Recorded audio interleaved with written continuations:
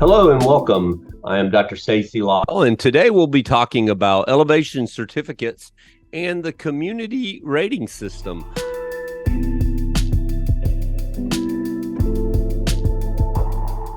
I have the pleasure of having Richard Allen, who is the city surveyor for the city of Orlando, Florida. He's also a floodplain manager, certified for that. And him and I are going to go through and talk about these documents here. So welcome, Richard. Tell me more about what it takes to be a professional surveyor in the city of Orlando managing flood projects. Is that a difficult job? It can be. Now, I interact with flood projects, but a lot of my participation in that is also to review elevation certificates and things like that. It's a rewarding job, but it can be challenging. So when we look at the flooding issues that we've had, especially in Florida, right? Because you get a lot of rain and you get occasional hurricanes that come through. Yes, sir. This inundation of water, before humans were around, it just used to go into the grass and into the rivers and streams. But now we've changed our natural environment and made a built environment, and so the water is running off faster. And that is causing flooding issues in specific parts of the city and downstream, correct? Correct. Yes, sir. Yeah, definitely storm impacts. Recently, we had Hurricane Ian that was over a year and a half ago, but definitely those impacts on urban development and even some of the areas of rural development have impact. You're dealing with impervious surfaces. As you get more roadways and buildings and larger building footprints, it definitely puts a strain on the floodplain. So trying to be cognizant of responsible floodplain development comes from all aspects, whether it's surveying, engineering, and those areas of impact to that. So, nowadays there's a big focus on this, and Orlando's an old city, been built for many, many years, and maybe in the past, flood runoff to these impervious surfaces was not a big focus as it is today. So are we having to kind of make up for some of our previous design decisions and focus more on retention of the water as we do more design? Yes, sir. Now I'll tell you, the city's been pretty fortunate. They had what's called the OSHWM manual. So it was the Orlando Stormwater Management Manual. It's been in place since I think the mid 70s. So there was always a guidance to responsible development. It hasn't always been followed, and I'll tell you where you're talking about beneficial lands such as wetlands that do beneficial function and things like that. There's still been some headaches into people making sure they, retain wetlands because in the past they'd say, oh, these are just, unvalued lands. And now today they're finding out how valuable those lands are in responsible floodplain development. So the old saying, buying some swamp land down in Florida, I'll sell you some swamp land. People are lining up to buy it, correct? They want that swamp land because they see the value to it. Some do, but a lot of developers still find that it's the cheapest land. And a lot of times they'll try to do, low-income housing development in this area because it's cheaper. So trying to, still even today to make people aware of how valuable that land is. So you'll see a lot of government agencies actually buying up those lands just because of how beneficial they are. So you mentioned the flood manual there, and that's a good place to start.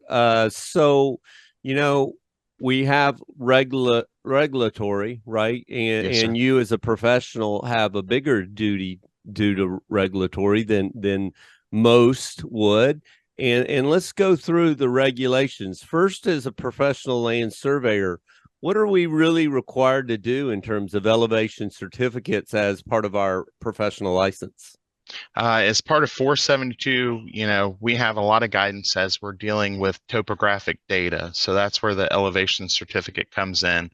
We have a responsibility to make sure we meet, stated accuracies for that. And we have redundant measurements to make sure that, we're doing a closed loop, level loop to that, published control. Now, there's some nuances where if you look at the elevation certificate, it has, a note in there about using GPS, which would be, as you and I know, GNSS surveying to bring that elevation in. Well, the confusion is a lot of people think they can use an RTK correction service, such as here in Florida, the FPRN or Lingham's LNet or Trimble's network, whatever it may be, and just turn it on and get a corrected elevation to, whatever structure you're trying to determine.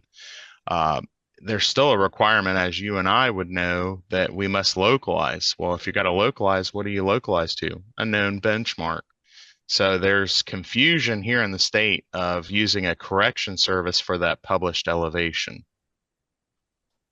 And we still need to tie it to that local monument, because not that it might not be the right elevation and the GNSS might be a better elevation, but when we're doing construction, or when as a flood manager, you've got more than just that one structure that you're managing. If you're tying it all into one, now you're relative, regardless of that. And we've seen GNSS geoids change over time and jump, Yes, sir. sometimes tenths, even half a foot, because of errors that we had in our geoidal models. So it's important, like you're saying, to go back to that monument, right? Yes, Then sir. tie it to a physical monument, because now, wrong or right, that all the ones that you're having to manage are tied to that monument, or a set of monuments that you've ultimately tied together. Is that saying that correct? Yes, sir. I would agree with that because you want to make sure you're doing the redundancy is defined in 5J17 Florida Administrative Code. And now when we start looking at specifically, going through and going through that process and creating that elevation certificate that we have to do, it goes, not only to you in the city, but it also goes to the flood insurance agencies, right? And then Yes, on sir. up to a federal level to FEMA. Kind of walk me through, the purpose of flood mapping then, and why we even do this. Uh, Years past, and I'll tell you, I did a whole history where I could find the first EC in the state of Florida, I think was in well, the first Loma was in 1974. And a lot of people think, oh, because today we use the elevation certificate for the Loma or E-Loma process to remove a structure from the special flood hazard area that's determined in a flood insurance rate map. When flood insurance first started, they used the flood insurance rate map to evaluate whether a structure was in, how bad it was in, so it could determine the rates. If you were in a AE zone or a V zone, which V is in coastal, it was, how much you were affected and how bad that, if we ever get to that 100-year flood elevation, how bad that structure would be impacted. So what would be the substantial damage to that structure? So as you notice, the uh, elevation certificate was used to say, hey, your base flood was 101 feet and that structure's half a foot into that elevation. So when there is that 100-year storm intensity, that's how much that structure could possibly be damaged. As we're finding today with rainfall intensities and durations, that structure, may hit that 100-year flood and then some. So what I'm hearing you say, when I look at these flood maps, they're called firms, right? Yes, That sir. FEMA puts out, and I can see where my house is. I'll see this shaded zone location that I'm in, and this is, if I'm inside some of these zones are considered floodways where there's moving water, and you don't want Yes, sir. to block moving water, but also I could be in that flood zone of a currents that it could reach that level every 100 years. But this is just a model, so it might not be perfect. You're saying if I'm close, I might still be within that 100-year potential flood area, although it's not showing on the map necessarily. Correct. When they did the flood insurance studies, you'll hear them refer to it as a FIS. They tried to get the best available data, and they would do cross sections across floodways and things like that to determine, hey, what is this, high level water that's going to come? And you'll hear people say the term 100-year flood, and you'll have a lot of people that say, hey, I already had my flood last year. I shouldn't have one for another 100 years. And it's like, no, you could have 100-year floods over that course of time. It's just the average, 1% chance that that will occur. And you make a good point about the floodway. The floodway, you can't impact it at all because anything you may do downstream or upstream will catch the next person down. So it's vitally important to know, the good way to look at the floodplain is you're a bowl of water. If you put a grape in that bowl of water, water's going to go over the edge. So the bowl keeps expanding as you impede into that floodplain. Every time there's, a 100-year event, a 500-year event. Yeah, so as we continue to develop and build new subdivisions or even rebuild, we typically increase our footprint somewhat, removing the natural surface and adding to the built environment. We could be adding more grapes to those bowls, from that standpoint. I can Yes, sir. totally see your idea there. But let's go back now. So, I'm a consumer and I need to get this flood insurance, right? And so Hmm. I'm really doing this to get into that flood insurance program. Yes, sir. Uh, I, I always thought, well, just about anywhere you live in Florida, you have a good chance of doing this. And so, Hmm. regardless of whether you're in there where a lender might specifically require you to get flood insurance, right? Yes, sir. You can buy it without a requirement, right? You can purchase flood insurance yourself. You can, and they definitely recommend it, even if you're not in the special flood hazard area. Say you're, within 1,000 foot of that special flood hazard area, or even a mile, they still recommend it. It's a lot cheaper if you are not within that flood zone. That's kind of where you see them kind of getting away from the elevation certificate for flood insurance purposes. That's where they're going to what's called now risk rating 2.0. So as you know, they're gathering more and more LiDAR data across the nation. They actually, I don't know what percentage they're at now with USGS, but they've acquired a lot of LiDAR data, and they're remodeling and doing a risk map based on this acquired LiDAR data. So as you see, more and more people are going to get into not, well, being required to buy flood insurance because it's shared risk is the way FEMA's doing it. So if it was just the people in the floodplain that had flood insurance, the program would be insolvent because it just couldn't afford for that amount of disaster based on that insurance. So as you can see, the floodplain footprint is kind of growing as they get more accurate data. So and it's good you mentioned this. You talked previously about historically we made cross sections, and Yes, sir. now we're using LiDAR.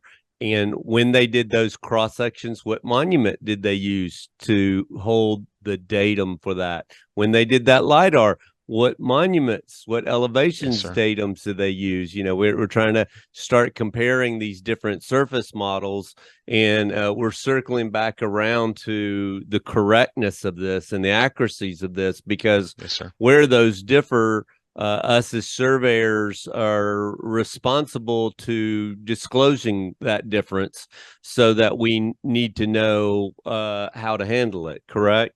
Yeah, correct. Yeah, definitely. And that's where you'll see on the flood insurance rate maps where they reference those benchmarks on there, and it should be the benchmarks they use for those cross sections. But you make a good point about passive monumentation. How do they know that, all that data is on closed loops? And the same thing with, when we're getting new LiDAR data and they're going to redo, these flood insurance rate maps and then studies as well, because there's still tons of A zones throughout Florida and across the country. And how many different areas of complex floodplains have changed based on, actually getting surveyed data through it. So now you start talking about across Florida, but let's go down to specific community rating system. What is a community rating system, and how does that work? What it is that's a participation as part of the NFIP. They developed the community rating systems to get agencies, which the city of Orlando is a CRS agency that participates. What they do is they have you participate within the CRS program. We get audited and get CAV visits, community assisted visits, every 3 to 5 years. The good thing in the state of Florida is FDEM, the Florida Department of Emergency Management. They have a state floodplain administrator. His name's Con Cole, and he actually organizes his staff to go out and do CAV visits. But you have to do ratings factors and participate, to make sure, like for myself, I have to have update certifications of our vertical control network. So ensuring that, we're meeting stability ratings and requirements for our control. They're based on closed level loops, which all ours are digital level loops, but that's one of the ratings factors. Other things are responsible, like you were talking about development. Where the development requirements are, you have to maintain all your elevation certificates and keep them on file and make sure you're checking them. And if they're in error, you're either making the surveyor go back and correct that EC, or there's been cases under the city engineer, who's our floodplain official. I've actually had to go back and redo private ECs just to make sure we stay in compliance. So and you know what you're talking about, there's a big move inside the insurance industry. We have a lot of waste in insurance. We can tell by the number of actions that occur when there's an incident where parties disagree. We have a lot of fraud. We have a lot of overhead and waste in insurance. And so the insurance industry has moved afoot to move towards what's called parametrics. Parametrics means, gathering data and driving decisions and setting rates. One of the good examples is that, you have what's called a digital twin. That's a new word. Well, to us as surveyors, it's just a survey. All we do is make digital twins. That's our number one job every Yeah. day. But if I build a house and I don't have a digital twin, in other words, I don't know all the structures, the equipment, everything inside that house, or I have a house with that information, the insurance industry is going to give a different rating on how much you have to pay for insurance because they truly know what they're insuring at this point. So what you're creating here is a parametric system that is driving the rates ultimately lower for us, the public, right? But it's difficult for the public to know what you guys have going on. You're actually doing a huge public service to me as a consumer as you go out and follow all these things to produce this information for us to get the lower rates, correct? It can be. Now, a lot of it is, through building official setting policy. In Florida, we have to adopt the model floodplain ordinance. So there's a lot of requirements. Um, is if you're participating with the CRS, and like I said, we have a state floodplain official. Now they have the same model ordinance in everyone's code, so it sets guidelines for responsible development. In the state of Florida, there is a 1 foot freeboard requirement, so it makes sure any new construction that they're 1 foot above the 100-year flood hazard. There's some parts in the state in the Panhandle that are a 2 and 3 foot freeboard. They want to make sure you're clearly away from any floodplain so you don't affect pre-firm structures. And what a pre-firm structure is a building prior to the NFIP before flood insurance rate maps. So you have those activities, and where you're getting into modeling, like you were talking about digital twins. Surveyors are producing topographic surveys that are going into the floodplain model, and then they're doing hydraulic and hydrologic modeling to ensure, what is the stormwater infrastructure doing, what improvements can be made to reduce that flood risk. So that all goes into the CRS activities. Yeah, and so when I look across the points, that you can get for doing all these things, so there's just not one, but I see lots of locations where surveyors can or are involved, right, in that Mhm. process. And if they do a good job as a normal part of what they're doing, this can contribute overall to us gathering more points and hitting our numbers that we want to help to reduce our flood rates. Yes, sir. The one thing about too is insurance is it's a business to profit. So they're going to make their money regardless. But definitely, the more data surveyors acquire, it gives you better analysis in how you approach development within the floodplain. And the more responsible development, the better off insurance rates should be. You'll notice when you look through the material, you'll see that there's different discounts for the lower rating you are. So the lower rating you are, the better you are. With the city of Orlando, we're currently, I think we're still a class 7. We're a class 7 community, which I think it's a 10 or 15% reduction in flood insurance premiums. Well, there's other agencies like in the city of Ocala, which is substantially smaller than us and a little bit less urban. They're a class, I think they're a class 1 now. And with a class 1, you're getting 45% of your savings. So it's substantial. So all those improvements that are made within the floodplain, making sure, the structures are up to date. There's a flood disaster response, initiative. They have benchmarks that are continually updated. There's a lot of factors that go into it, but it reduces the chance for flooding.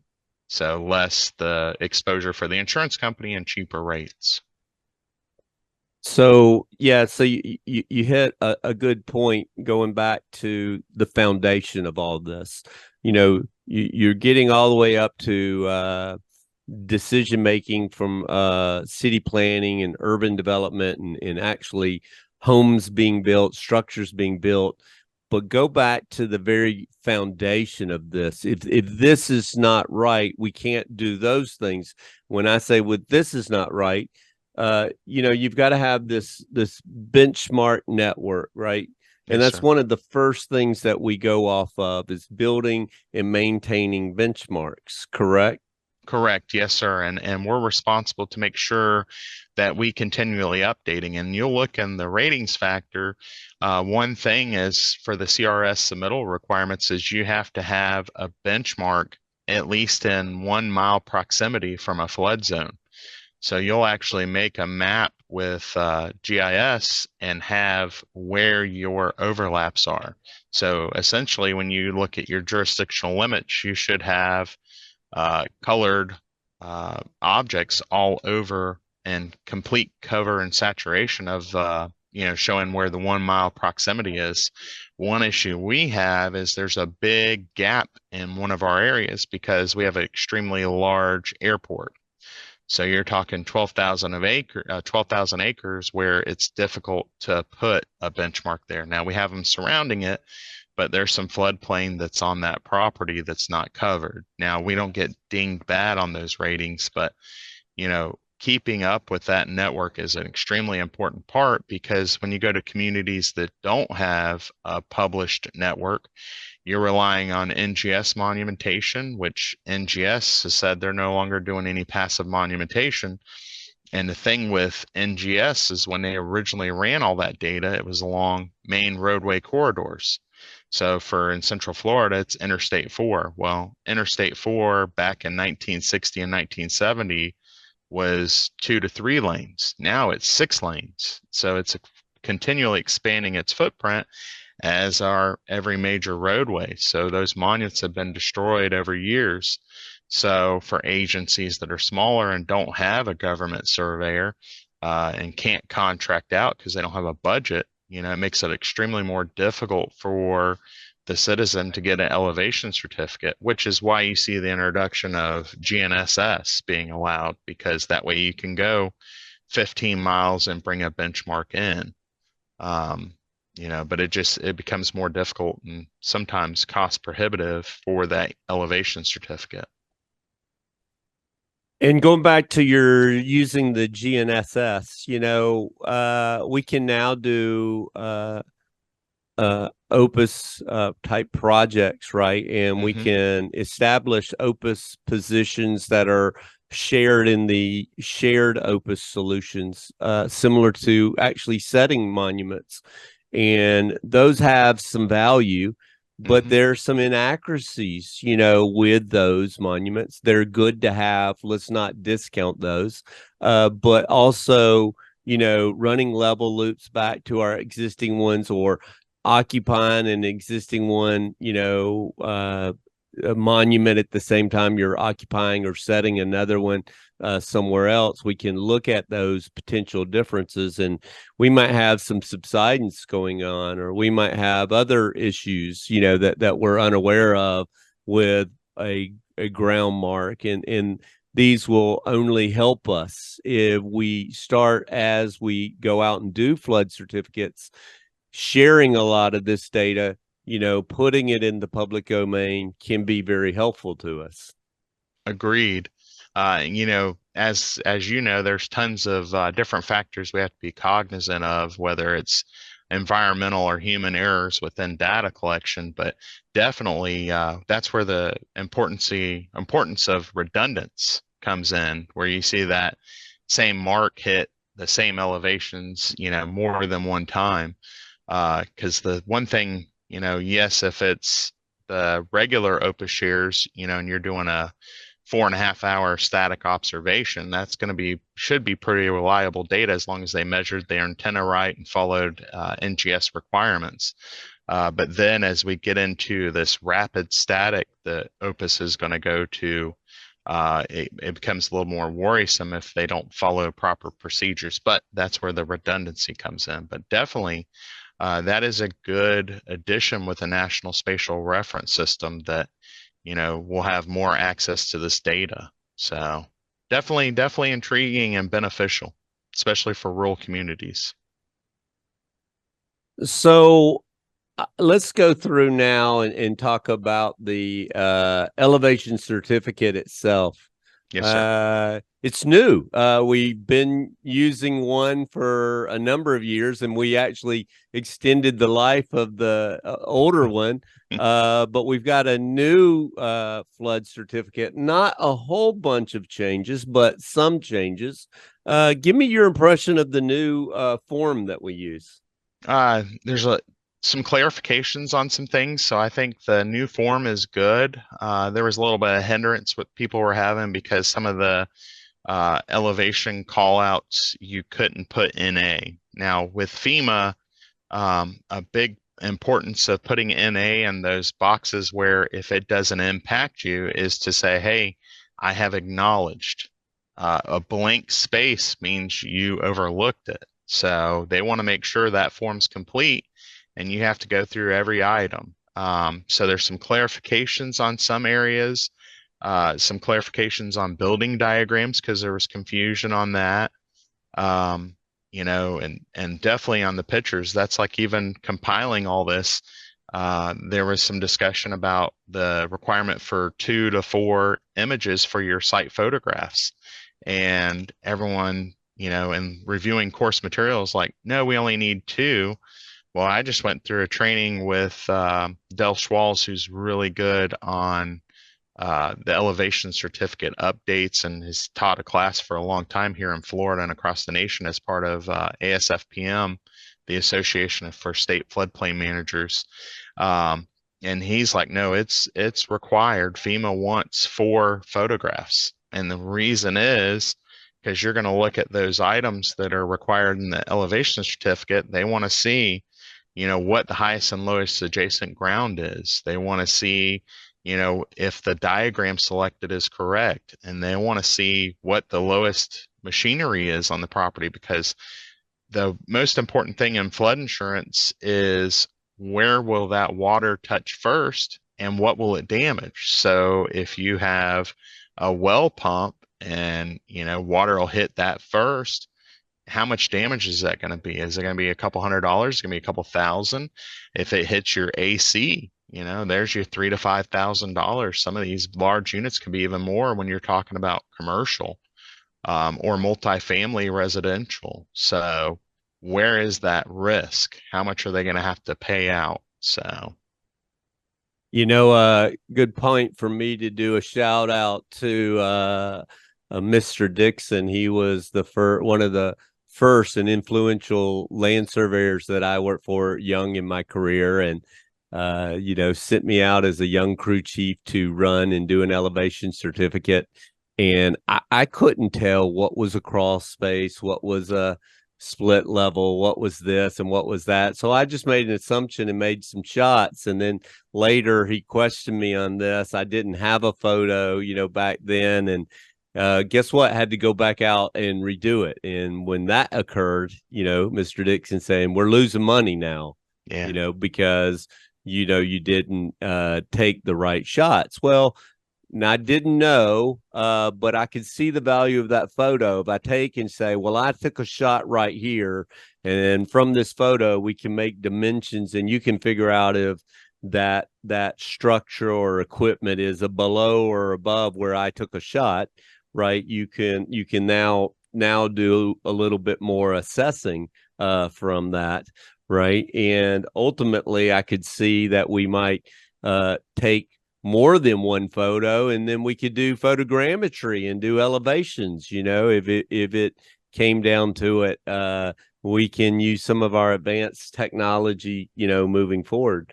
So knowing where those shots are, being trained on how to take those shots, are very important in the process of filling this out. And you would suggest that anyone that's doing this is a good starter point to take this course right here and learn this. But you feel like also getting properly trained is important, correct? Oh, yes, sir. Definitely important. And like where you talked about the first time you went out and did a EC, I have a similar story where I was, essentially a junior party chief. I'd been surveying for a year and a half and was, hey, we want you to go out and do this level run. And I'm like, I've never did a level run before, because I had done other parts, and maybe it was less than maybe right at a year, and I busted it. I busted a foot, and it scared me from ever using a level again, but I wasn't properly trained. I did hit the stuff they told me to hit on the form, shoot the finished floor, check and see if there's any flood vents, or like we're talking about crawl space. And just for everyone on here, what even is the purpose for that crawl space in these flood vents is to allow water to go through the structure, because we're talking about hydrostatic pressure. They want to make sure that the water doesn't hit that foundation and try to push it off and destroy the house. It allows water to move freely. So definitely having an understanding. Another problem I had is, talking about where you have an engineered, non-engineered flood openings is, I thought, oh, okay, maybe they're talking about a brick on its side or a block on its side. Is that an engineered flood opening? No, it's not. It's actually one that has an engineer certification letter that goes with it. So that's where we're seeing smart vents and the flood openings where they get pressure against them and they automatically open to alleviate that pressure. So education and for any professional, as we all are, that you have to get continual education and training. So these requirements change, and trying to understand why they're required is important.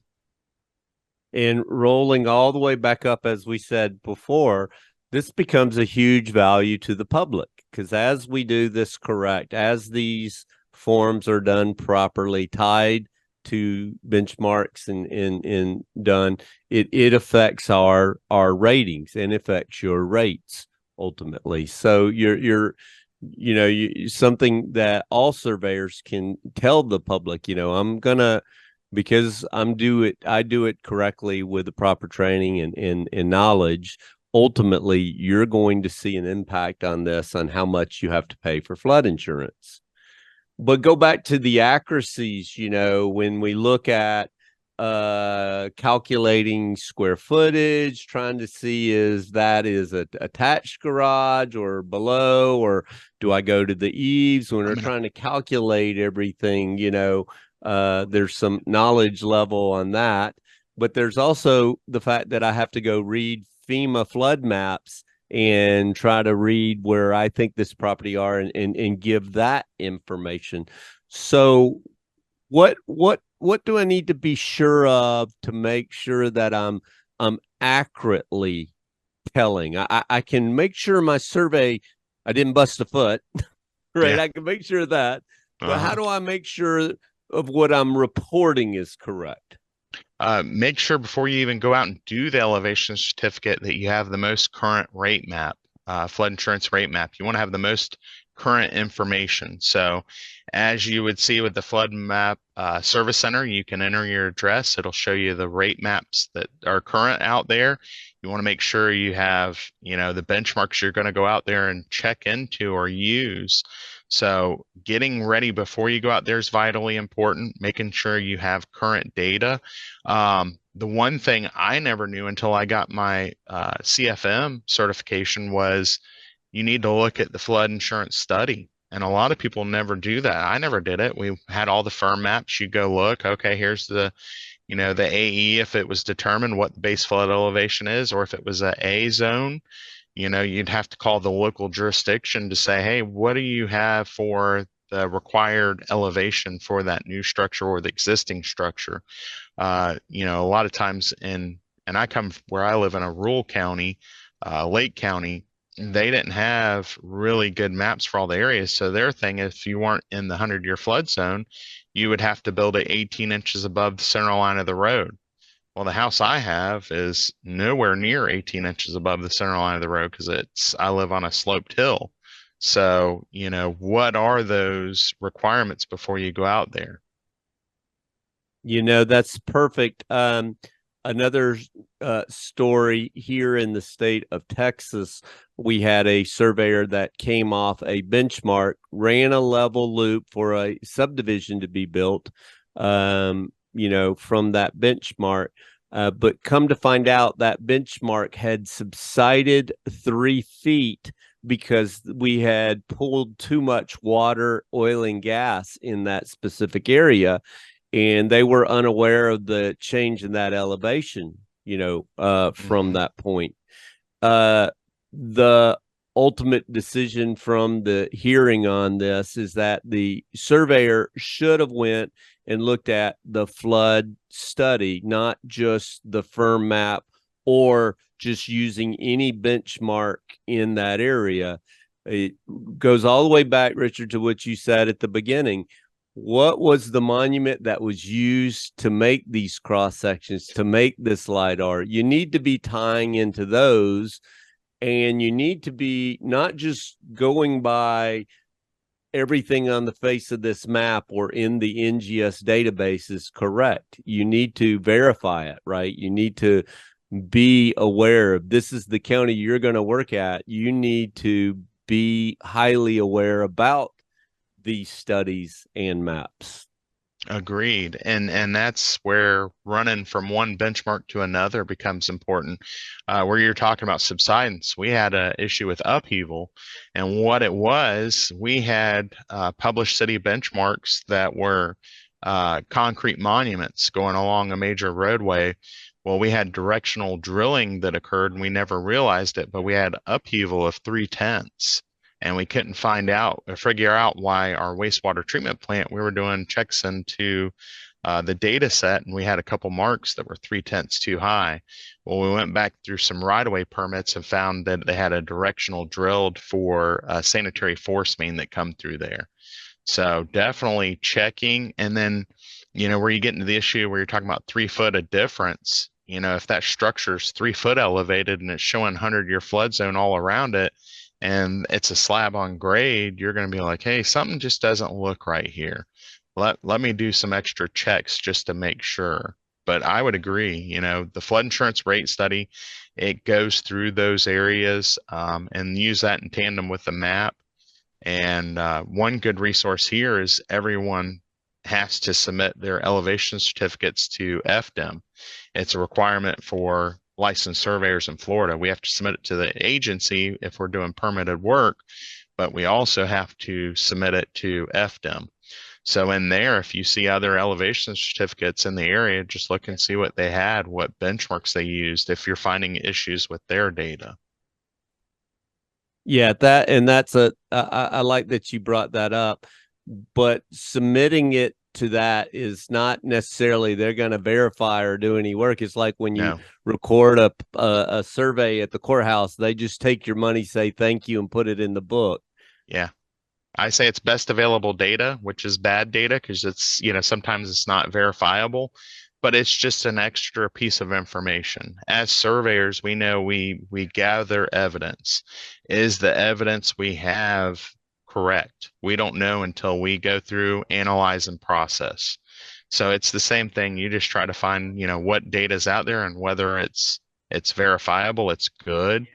You may look at a mark that they're saying they use, and I've had this issue where it's showing a published mark and you found that that mark's destroyed. Well, what are they coming off of? Are they just saying, oh, here I had a finished floor next door, I'm just going to reference it off their SIM mark? It's verifying and checking that data. Because of this system, and if you're in this system, we will, before we even start construction, right, on some, we'll call for a pre elevation certificate to go Yes, out sir. there and get with the natural ground so I can make a determination of how high to actually build this. Then again, even leaving monuments behind, or I've ran into the issue where somebody has done that and they built the slab and it wasn't still built to the right elevation, and we're claiming that we shot to the natural ground correctly, but the natural ground's no longer there, so I have no proof to show that you didn't build it above the natural ground. They're saying I got the natural ground wrong. And I encourage surveyors, when you do something like that, leave something behind. Leave a monument that you can say at that day, well, I shot this point, and over here on the road I shot this, and you can see that I'm still getting this on the road, so I indicates that I should have got that one on the natural ground. But take multiple natural ground shots. That one shot, that one measurement on grade might not be enough. Agreed. And a thing I do additionally here, and with the use of pictures, your phone and camera, we're always taking pictures. So you have the existing conditions while you're out there. And with your photos, they're date stamped. So you can say, hey, here, this matches up with my field notes. Here's the EC. And just as you said, don't just take one center shot of the lot where the house is going to go. Get some additional shots. It only takes you a couple minutes to walk and pop in, 5, 6, 8 shots out there and set an offsite, reference point you can go back to and say, hey, here's my evidence. So definitely. Okay, so you and I did our time in the field and but nowadays we have a crews that report to us that go out and collect this data and I have to train them and you're right that get those extra photos and take those extra shots. We have to train our crews to do this, but ultimately you and I are going to place our stamp on the facts of what we did. And as we do that, as a professional surveyor in the state of Florida, uh, we're doing it for our client, but we're also doing it for the public, right? Both. Yes, sir. So you have a duty to both when we place our stamp on that. Uh, Explain the value to both the client and to the public when we certify this. We're making sure that the staff we have out there are qualified because they're under responsible charge in our direction, especially the party chief that you have collecting that work. So our first role, not just as surveyors in government, but surveyors and professionals in general, is to protect the public. It's our job to make sure we get it right. Yeah, we're working for a client, but if that, work we're required to do is harming the public, then we shouldn't be doing it. So it's to make sure we produce accurate data and put it out there. So it's beneficial to the client to know what they're dealing with, and it's beneficial to the public that we're doing no harm. So if to have a meeting of the minds, if I was working for you, Richard, Yes, sir. and do you think it would be good for you and I to go out, if I'm your crew chief, to go look at houses and us all agree what is slab on grade, what is a basement, look at crawl spaces and come to a meeting of minds to make sure that we're all in agreement of what we're talking about here, because we can't imagine every house, but we could imagine or go see together, right?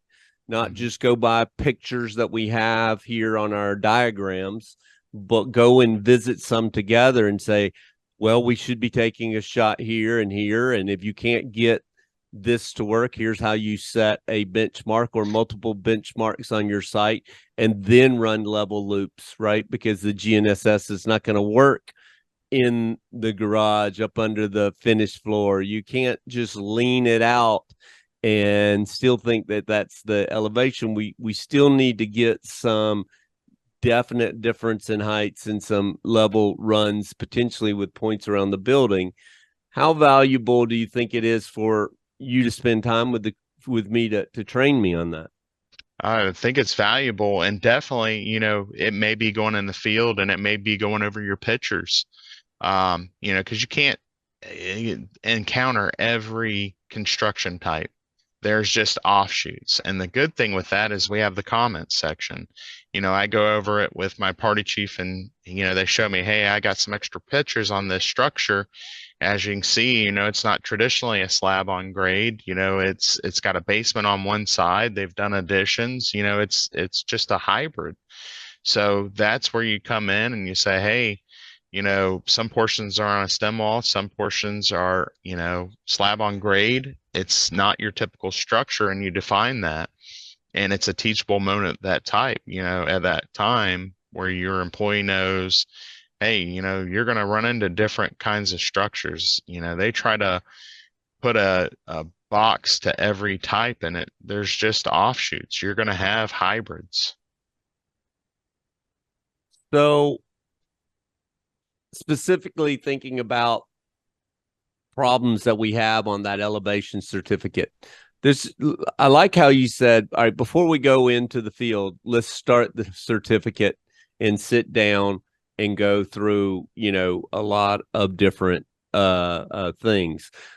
For example, this might be an existing structure in our appraisal districts might already have calculations on square footage, right? We have Hmm. the existing firm maps that we talked about. There's a lot of publicly available data that we can kick off and start using, right? Hmm. Before uh, there could be a previous flood certificate. Is that correct? There could be, especially, say they updated the firm maps and, that floodplain has changed. So you may have done this, one or two times before and you're coming back again. Or as you were talking about before, you could have had, pre construction elevation certificate, come back and did the one post construction, and then the firm rate or firm map changed. So then you come back in again. So you definitely could have a lot of these details, especially looking at what you did before. Where was your benchmark before? You definitely have a number of resources you can go back where you're doing this again. Right. That benchmark might still be there, might be I'm gone. not. So you Yeah. might need to, reach out. So going through the certificates, where are the big areas that you see people struggle with either getting the right answer or getting it correct? Providing the position of the location where you're at right now, where you see latitude and longitude in A5. A lot of Okay. people were pulling that data from Google Earth, so that's where you're going to see at the right-hand side, there's a WGS 84 box now because everybody was using WGS 84 coordinates and saying it was a NAD 83, which is not correct. That's one big one. Another big one that we see here is where they're listing correction service, an RTK correction service for the benchmark. We routinely see that. They'll say, use the FPRN, and that's all the information they provide. And the one thing I go back to them, you can't do that. How am I going to reproduce your values? I can't use your data set and go back and verify. What happens if I, use the FPRN and I get 2/10 of difference on there because you didn't localize, or 3/10? I can't reproduce those values. So that's where the importance of having a benchmark is. Right. So, but if going back to what you said, first off, Google uses what's called Web Mercator. It's a WGIS 84 where they flattened out the earth, and have Hmm. this pseudo uh, projection in Latin long. And the difference between NAD 83 and WGIS 84 up at the surface could be, up to 10 feet out. 2.5 meters typically. But okay, so if you take a NAD 83 and if it's just a position off my phone, okay, well that's a WGIS 84. Well, if I turn on my GPS and just use the position without connecting to a real time, you're still WGIS 84. You're not getting corrected to the 83 or the 27. So you need to have only been corrected. You're getting a correction from a service to get you into those two projections or datums, I should say. Hmm. So once I've gotten that, and I hear what you're saying there, and I got that correct, and now go back to your elevation. I used this base station and I got this solution. Would you be okay if I said, and then I went over to the monument listed on the firm map or in the study or one that was previously used, and I occupied that one on the same day and got this type of solution? Well, that would be your redundant check. It was requiring a published benchmark. That way, the reason for the published benchmark is someone else can reproduce what your values are. It's always, as I would continually say, redundancy. You want to make sure you redundantly check and that anyone can reproduce the values you certified. So you'll have some people that, oh, found a nail in a power pole. I had a stake over there. It said it was 110. So they held that. Is that a published benchmark? Can anyone reproduce those values? They would have to tie to a published benchmark to verify. So, that's where it's vitally important. And then we've already covered, the building and section C, the building elevation information, and getting the right spots. And I like how you said use the pictures to tell the story as best as you can, and fill that out from that standpoint, and try to share that portion. Any problems you see a lot that occur in the section C of the buildings? Sometimes the lowest elevation of machinery, people get confused what machinery is. Usually it's electrical in nature, because when water hits electrical devices, it burns them up. So a lot of people, not a lot, but a handful can get confused of what the lowest machinery is. So, So, that's a good point. And I had this come up for one I did. The AC, right, that set outside, that was machinery, obviously, and we saw mhm, that. But they also had a swimming pool and had a swimming pool pump, right? And that mhm, that potentially could get underwater, right? And is yeah, that machinery considered machinery to the house? Well, if yeah, that machinery shorted out, could it cause an effect to the house? When we're not electricians, so we can't know. correct. But how would you do a pool pump versus a air conditioner? If it was something that was running off the same electrical source and I was worried that it was a connected service, I would still put, my AC, the well pump, things like that. But in the comment section, I would also list the pool pump. And I would just say, hey, here's another electrical device. Here's where it hits. Just because I don't want anyone to come offhand and say, oh, the surveyor missed this, this, and this, because it could be left to interpretation. I'm there to produce the data. So the good thing is FEMA gives us a comment section so we can, list anything that may be in question.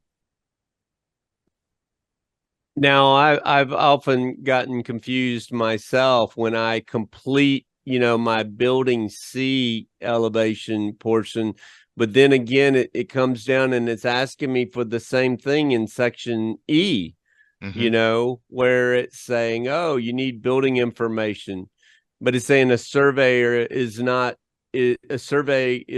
required. What is the difference between E and C? C is surveyor or engineer or architect produced data, but when you get to section E, that's for the homeowner. The homeowner can provide if they have, as you see on the form, it'll talk about construction drawings or other documents. So if they had produced information, they could put this information. So it's the property owner's area to submit. And it could be, as you talked about, the construction drawings, building under there. Yep, Those could not just come from the homeowner, it could come from a developer who's building a house, right? it could.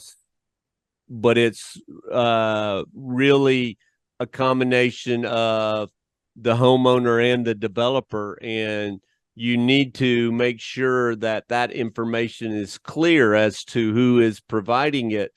And you have some content information about the homeowner and information, and you could put in there that this was provided by the contractor, maybe not the homeowner, because they're not aware, they don't know, they're not knowledgeable about what's going on. So you might have to make sure that you clarify this came from the developer through the homeowner, but make it clear so that we can understand who is reporting these. Because would you agree that you would feel a little bit more confident if the home developer was telling you these answers than a homeowner trying to guess what he thought their elevations were? Oh, definitely sometimes, yeah. So it's good to put who it will, and that same thing, it's the comment section, who is providing this information because you'll see its owner or owner's representative. So who is representing that homeowner? Because they're trying to put this in to possibly remove themselves from having to buy flood insurance or to comply with uh, community's requirements. Now, see, with us, we require that it has to be a surveyor for any elevation certificate. Now, a homeowner, if they're having compliance issues, they could fill out this section for CRS requirements. Yes, right. Um, and if they're going to build, right, and it's Hmm. not been built yet, Correct. also that could be the preliminary. All right, so let's talk about section G, which I have never completed because I've never been an authorized person. Have Hmm. you? Are you that person? Have you I completed the GM? I am not.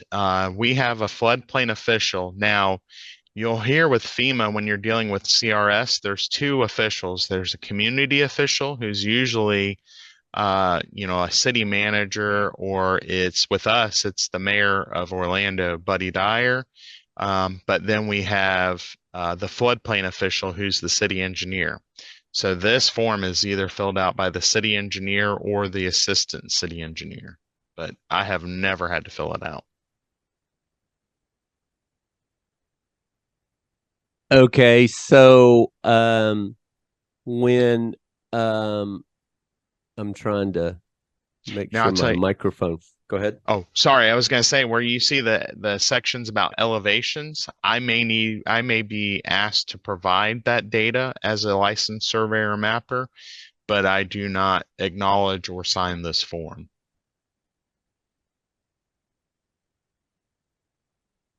Okay, good. Is my microphone? Can you hear me? Okay. I can hear Had you a clearly. microphone issue. Okay, Yeah. good. I'll get that part out. Yeah. Um, okay, so then we get down to section H, the first floor height information of all zones. Again, the uh, property owner or owner's authorized representative. Again, that could be the builder. In that scenario, is sharing some of that information. Any problems you ever see with this section? No, because it's dealing with insurance. So anything dealing with insurance, that's not done by the local community. Okay. And then again, there's that section of who is the owner or their authorized representative, and I've seen where the contractor has filled a section I out there, Yes, sir. and then get down to those photos. We have the four photos of the four sides. Um, sometimes I have multiple side homes. I might have five sides. I have things that look in an odd type shape, right? Uh, you know, you could see that I could add more photos. I don't have to just limit it to the four photos. Is that Correct. correct? That is correct. You can do more than four. You don't have to hit every side, because you may have some that are regular and you may have 20 different walls where they kind of have gaps and things in them. The most important part you're trying to capture is, that machinery that's in that question, whether the structure is what type of building diagram, because the photo needs to match the diagram number you select. If possible, if not, then you're providing evidence of why it does not. You want to make sure if there's vents or a crawl space that you're showing that. So those are the important factors of the photographs and their purpose. And then sometimes it even shows you if what the nearest flooding source is. So if you're on top of a hill and you see a lake way down, there's evidence of it. You could show the structure in relation to that. So we get finished with the form. We have stamped and signed it. We're now ready to go to the next level, right? Or go to the next step in the Mhm. workflow. Do I share it with my client first? Do I submit it through the state first? Do I send it to the uh, insurance company that's asking for it? Give me some workflows that you have seen that's been successful. I've seen it go through any number of steps first because they want the community to look at it sometimes before they give it to their client to make sure there's no issues with it.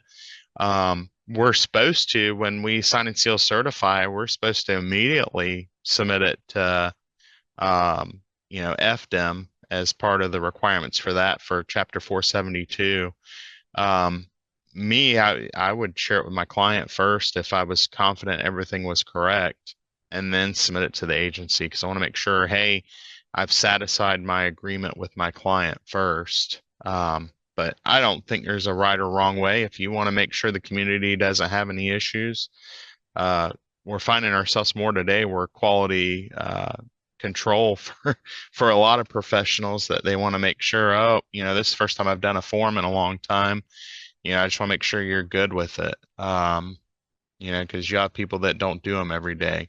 One thing I would say, going back to the certification that you're talking about, one thing that I didn't know for a number of years, but I do now, hearing it directly from FEMA Region 4 in Atlanta, is where you get to that place seal here in Section D, that you need to sign, date, and then seal. They want to make sure that you have acknowledged that box. And because if you look, the signature section, there's no signature section. So that's where you'll actually sign, date, and seal in that seal box to certify this document. Now, one thing a number of people in the class I taught yesterday were talking about was, once you get through the first 2 pages or first 3 pages, and the surveyor signs and seals, if you look further down the document, there's still information that needs to be written in because you're talking about community information. So this document is still editable. What I have suggested, and this is kind of the position of people within floodplain management, there shouldn't be any edits to the portions that the surveyor does. They can still make edits. But I think once that's occurred, it's not a certified document in my eyes. We could challenge it and say, hey, they could have possibly edited our information. But that community acknowledgement section still has to be edited and filled out. So just keep that in mind, that if you ever get an elevation certificate comes back to you and has information you did not put in, keep an original. And I'd make a copy and keep it in my folder and say, hey, here's the one I certified and provided to the agency or to my client or for insurance purposes. I did not have that additional information because you'll have communities or even the insurance, adjusters or whoever, or even the client write information on there. And that's not an original sealed document. Yeah, so it goes back to something you said previously. Don't leave something blank necessarily, because if Correct. you leave it blank and it goes down the line, somebody could fill in that portion for you, and you They don't want could. that to occur. You want to fill out every portion, NA where you have to NA, but don't Correct. leave it blank. Take Correct. that opportunity, as you said, to kind of make sure that you get it done. Amen. Well, perfect. This concludes what we wanted to try to capture. Read through all the things that we have here, and I believe that you'll get a lot out of this document, and it's a good starting point. Your next level would be to attend an actual course where you have people like Richard and others he have mentioned that's got a lot of experience at doing this. But, I also highly encourage you to get a mentor, right? If it was me, I would instantly say, Richard, can you be my mentor, or find another surveyor? I'm sure Richard has a mentor. Do you have a mentor, Richard, that I you turn do. to? Believe me, I do. All throughout the state, there's a number of government surveyors and private surveyors. It's a community. So definitely, there are a lot of good surveyors out there that you can reach out and bend their ear. Yeah, absolutely. Because overall, it's better to find or catch that mistake or error, or admit I don't quite understand this. Don't let it get to the level that it gets up to a community person reviewing it, or an agent or your client reviewing it and finding that you've made a blunder. But that Agreed. being said, taking this course was the first step, and congratulations. And if you have any more questions, you can contact me, Dr. Stacey Lyle. I have my information that I'll share. I'm at Stacey, Stacey .Lyle, Lyle, at Geoscholar. That's one word, GEO Scholar.com. And I appreciate the time. Richard, thanks again for doing this podcast for us. We really appreciate your time and effort. Appreciate yours, Dr. Lyle. And if you want to contact me, I'm richard.allen, ALLEN, at orlando.gov.